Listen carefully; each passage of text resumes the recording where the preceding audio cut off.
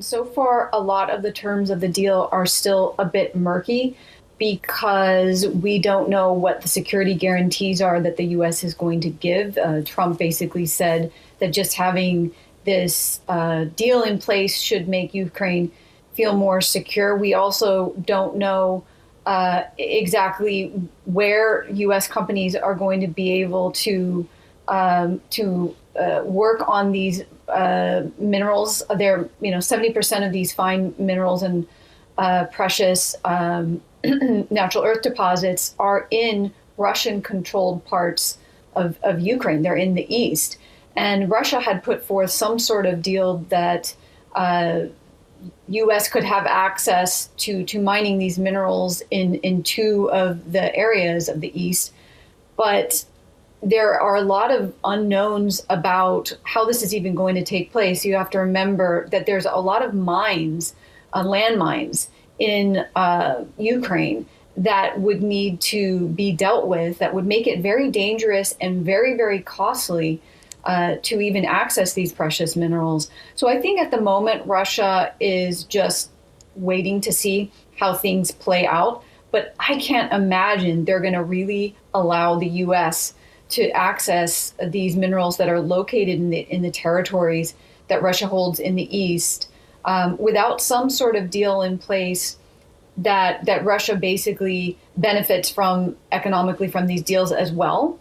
And that Russia is able to take control over a greater amount of Ukrainian territory.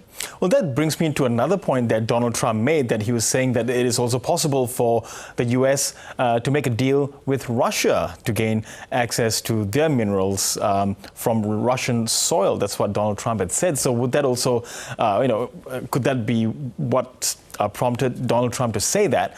And would that also negate Ukraine's perceived benefits from the deal with the U.S.?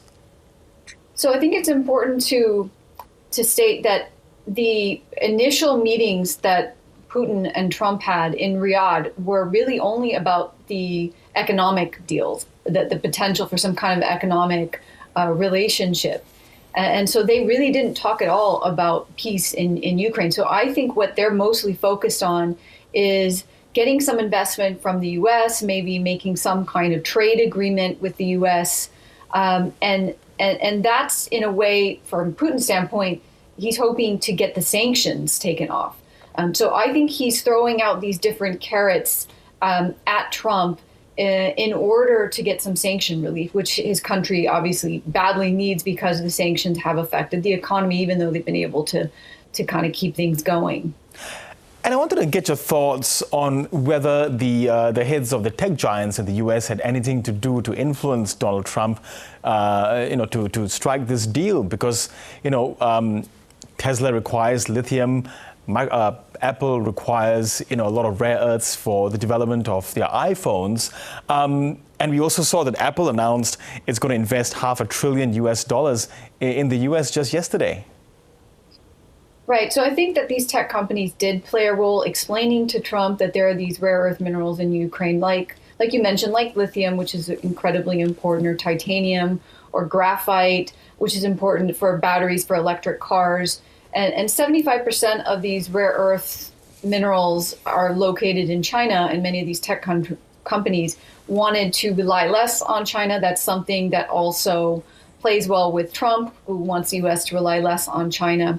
And so with Ukraine having 5% of these rare minerals, there was a case to be made that if they could make some kind of deal with Ukraine, invest in these minerals there, that this would be really important to these tech companies, and then would also, from the U.S. standpoint, make it less reliant on China. Yes. And overall, though, do you think this entire episode, as far as this minerals deal is concerned, and there is still a lot more detail to be worked out, does it sort of seal the perception that Donald Trump is a transactional leader, and that national leaders and from other countries and their diplomats will have to factor this kind of leadership when it comes to how they conduct their relationship with the U.S.?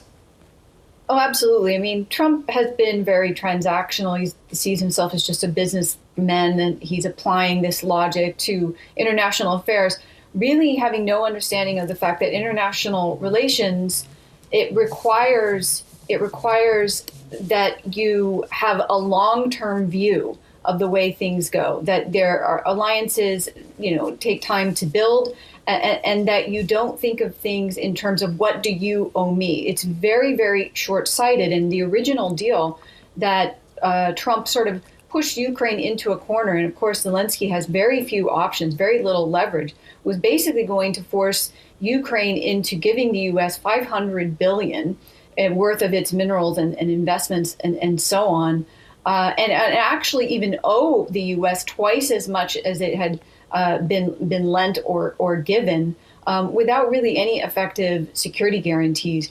So this is affecting the way many countries, including European countries, are trying to figure out how to deal with Trump. But the problem is it really deteriorates U.S. credibility and doesn't make the U.S. seem like a responsible long-term partner. Okay, Natasha Lindstaedt, always appreciate your analysis and insights. Thank you very, very much. Thanks for having me.